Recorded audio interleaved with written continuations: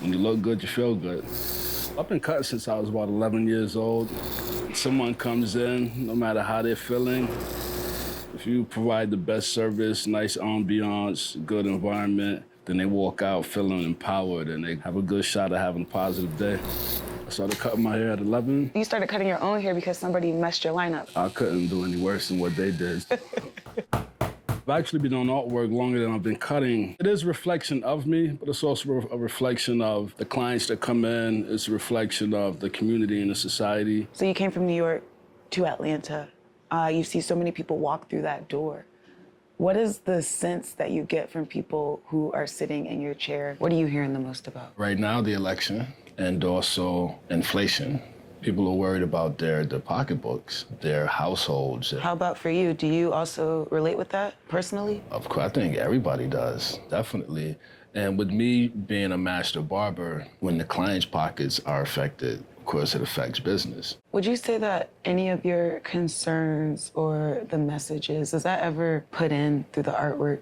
It is, but more times than not, it's hidden. When I'm doing abstract artwork, I may convey that through the energy of the oils. When I'm doing objective abstract, I may put something in there that if you take your time and really look and relax, you'll eventually see. Being an artist, you get a chance to be a little rebellious if you want to. It's your freedom. That is freedom because I can have a client come in here who is upset at the world and I can pick up on that energy. Is there any conversation at all about what's happening in our country when it comes to politics? Yes, there is, very much so. As intense as it is on the news, it's just as intense in the barbershop. But it seems like one way or the other, people may or may not get along after this election. And I don't know if it's just the rhetoric that is coming out of some of the candidates' mouths. What most concerns you about the election? I have this shirt that I made called "The Right Choice Over a Loud Voice." And what concerns me is my kids, the environment. Is everything gonna stay safe? Are people gonna lose their minds if their candidate doesn't win or if their candidate loses? What concerns you most living in Atlanta about safety when you have, you said, a 12-year-old boy and a 2-year-old young lady?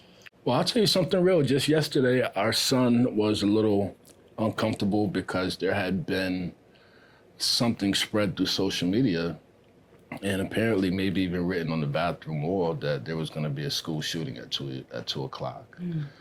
I mean, my wife were literally sitting there like, what do we do? We called the school said they have extra security and stuff, but we both ended up like, this is the world that our children are growing up in. Like, this is a real thing.